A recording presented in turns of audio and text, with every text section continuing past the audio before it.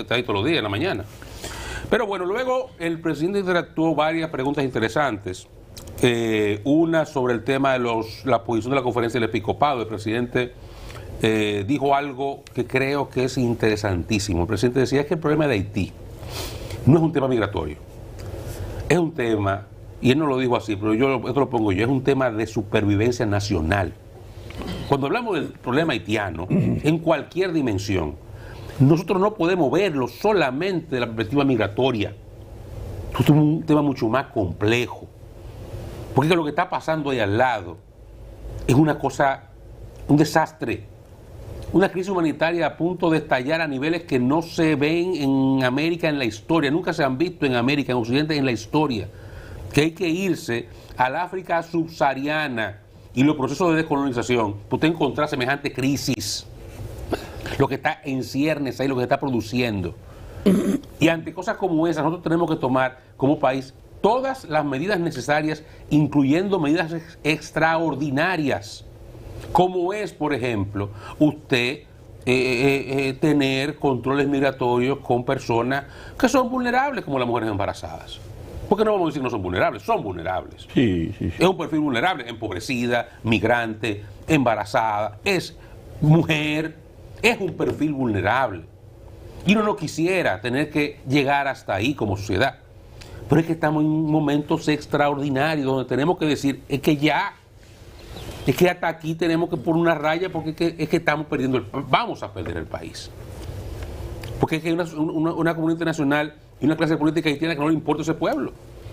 Entonces lo que está pasando para este lado y lo que va a seguir pasando si no decimos, miren, es que no. Y nos ponemos muy duros, entonces va a haber una situación que en 10 o 15 años este país no va a existir como tal. Esa es la realidad.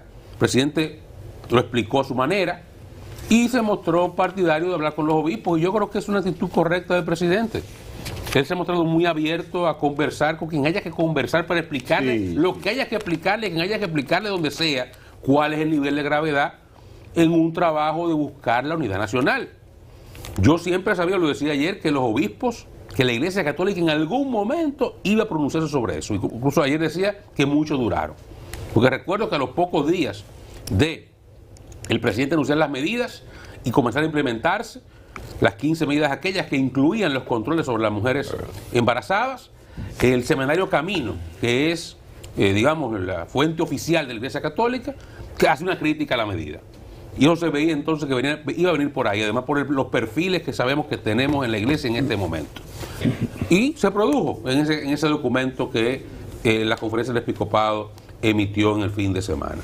Ojalá que ese enunciado del presidente de mostrarse dispuesto a conversar con los obispos se produzca y que se den las canalizaciones del encuentro y el presidente acude a la Conferencia del Episcopado, converse con ellos, les explique, los escuche, y la Iglesia Católica asuma por lo menos, no vamos a decir un rol militante de apoyo al gobierno, pero por lo menos que no sea un ente de crítica constante en un momento en que, reitero, la unidad nacional no puede tener fricciones, porque no es un problema migratorio. Eso que decía el presidente ayer es correcto, no es migratorio. Es un problema diferente, es un problema de supervivencia y hay que entenderlo así.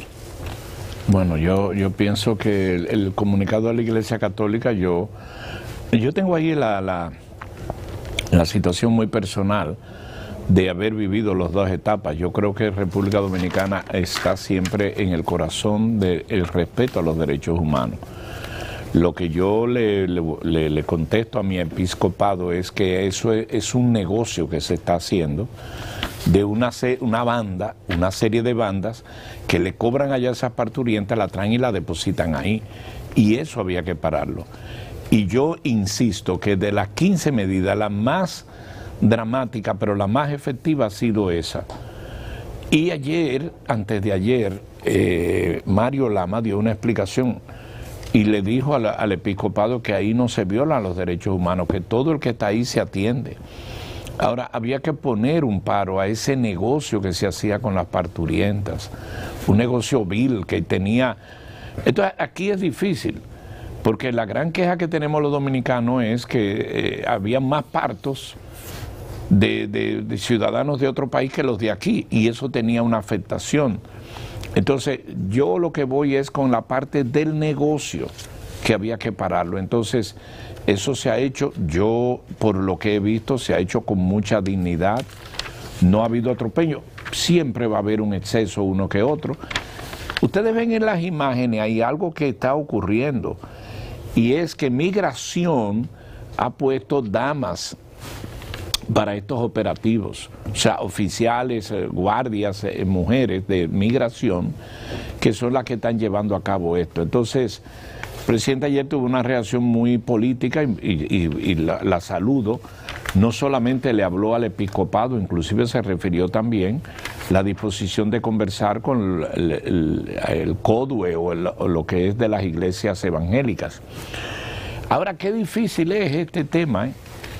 Un reclamo permanente para que se controle la migración haitiana. Cuando se toman medidas, esta vez 15, entonces sale el tema de que no debe de ser. Qué difícil es, porque lo de eso de migración de los hospitales, de no detenerse, iba a llegar que iba a haber momentos que eran hospitales para las haitianas. No, que ya había hospitales donde nada más las camas estaban ocupadas por haitianas. Pero se llegó un momento que uno se alarmó de que se estaban invocando, procurando que algunos especialistas médicos hablaran patuá, que hablaran creol, perdón. Entonces, eso se dio y lo malo de esto era el negocio que hay detrás de esto, de manera que eso evidentemente, como estaba previsto, creó un escándalo a nivel internacional. Que esos países no lo hacen, Donald Trump ha hecho lo mismo y se dan situaciones muy espeluznantes en el exterior, pero aquí lo importante es que el gobierno, por lo que dijo ayer el presidente, está en disposición de explicar, pero la verdad es que el trabajo que se está haciendo en migración no se ha detenido y sigue con los números. Lo que eso está creando mayor cantidad de problemas, no ahí en los hospitales, sino en los centros de trabajo, tanto industrial, en la construcción y en el campo, que eso es otra fragancia.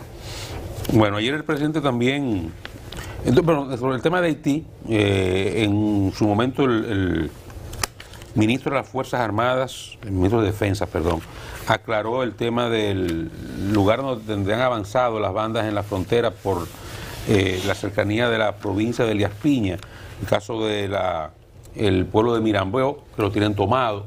Se habló de un movimiento de las Caobas, que es un pueblo que está entonces ya más cerca de Belader, entre Mirambo y Belader. Decía el ministro de Defensa que hubo un intento, se acercaron a las entradas de las Caobas, pero no han penetrado al pueblo y que no se ha producido ninguna estampida hacia la frontera, a la pueblo de Belader. Negó la parte de la estampida humana hacia esa zona y dijo que todavía está Belader en el medio. Yo entiendo que el ministro de Defensa sea tan contundente como lo ha sido todo el tiempo, es lo correcto en garantizar la seguridad fronteriza, que nuestro ejército está preparado para lo que sea en la frontera, y así debe ser el mensaje, y así hay que mantenerlo. Pero me va preocupando que se están acercando, o sea, ya está más cerca de Belader. Sé que a esa gente de las bandas, ellos no se la van con guardia. O sea, ellos es a los civiles desarmados que aterrorizan. Ellos, cuando un guardia dominicano bien armado, bien apertrechado, le sale del frente, mandan corriendo. Yo no tengo la menor duda de eso. O cobardemente actúan, lo que fuera.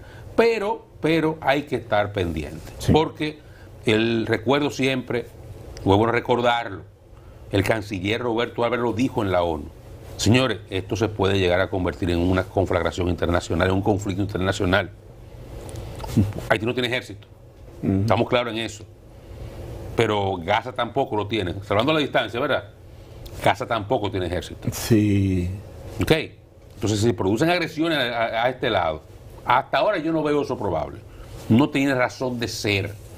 O sea, nada le puede interesar menos a las bandas haitianas que enfrentarse a los dominicanos. Nada le puede interesar menos. Mira, Pero hay que estar pendiente, atento a esa situación. Sí, por suerte en eso la Fuerza Armada le ha dedicado mucho tiempo y atención a cuidar la frontera y a observar lo que está sucediendo de aquel lado. Y evidentemente tenemos buena inteligencia de aquel lado. Sí, muy buena, muy buena. a mí me pareció tan precisa, correcta, habló como un guardia, como lo que es Fernández Onofre ayer. Corto, preciso, y dijo, no hay problema. Voy a hacer un comentario a mi costo, ¿no? Yo tenía cerca ahí al lado, siempre estamos ahí juntos, Deli Erasme, que maneja el tema de Haití por diferentes razones. Y ante una pregunta que se volvió a realizar sobre esa preocupación, Oscar, que tú señalas, Deli dijo, porque él no entiende, porque es que eso está a 50 kilómetros del punto donde está el origen de eso. O sea, yo conozco el tema de Belader, yo cuando estaba en el tema olímpico hicimos juegos fronterizos, binacionales, perdón, cuando René Preval, de ahí fue que lo conocí, pude entrevistarlo cuando lo que logramos cuando ocurrió el terremoto fue ese conocimiento. Hacíamos juegos entre Belader, yo me sé las 3 provincias, las 3 comunidades de frontera, hacíamos juegos binacionales hace muchos años ya. Y en el caso de, ¿cómo se llama el pueblo donde ocurrió el tema? Mirambó, Las Caobas. Las Caobas está a unos 50 kilómetros, me dice Deli, que él no entiende por qué esa extrema preocupación, y coincide con lo que dijo el general Fernández Onofre, que no hay ningún problema, que está bajo control. Todavía. Bueno, evidentemente. Pero evidentemente está moviéndose allá. Sí. Ahí se han Entonces, producido incidentes en la Caoba. Sí, pero no es lo mismo que sea en Belader, que sea en la Caoba. Que no, lo que digo es, yo no creo que a la banda le interese en la Caoba. Ahora, le puede interesar a Belader. Sí. Que es un control de dinero, porque es comercio. Y le interesa a Belader ya hace rato que estuvieran allá, porque de aquel lado no hay juicio. Lo que pasa es que esa gente tiene muchos problemas y cada uno tiene su territorio. Yo soy de los que cree que yo creo que ellos tienen claro y ellos tienen que saber que todo eso, que estamos armados y que está la guardia ahí, que se está preparado. No creo que ellos, las bandas tienen donde operar en Puerto Príncipe a venirse a meter para este lado. ¿Usted sabe cuándo eso va a ocurrir? Cuando con efectividad lo saquen de ahí, de Haití, del centro de sus operaciones. ¿Para dónde van a coger? Ellos es para acá que van a coger. Pero eso no ha ocurrido, ellos gobiernan Haití. O sea, un día de esto, como me comentó alguien, un compañero ahí ayer, dice, un día de esto, Barbecue se va a declarar el presidente de Haití, porque él es jefe de varios territorios ahí. Sí, no, y el área de él. Y el vivir junto fue el que habló, o sea, ellos son dueños de Haití. Kenia, yo no sé cómo no se ha ido todavía, los soldados. Ya ellos notificaron que están preparando para irse. Y entonces, vinieron unos kenianos, grandes, corpulentos, del mismo tez de ellos, oscuro, bajaron de un avión apertrechado y por ahí mismo se van, penosamente con menor. Pero usted sabe cuál es el motivo de que se van. Solamente se le ha cumplido con el 11% de lo que se le prometió entregarle. Equipo, dinero, medicina. El presupuesto fue de $600 millones, le han dado 64. Imagínese, Luis. Y a Trump, eso es una perla, eso es una perla. Y Trump, le faltan 2 ceros. Y para Trump es un país de mierda. Sí. Trump no está en nada de esa. No le interesa eso.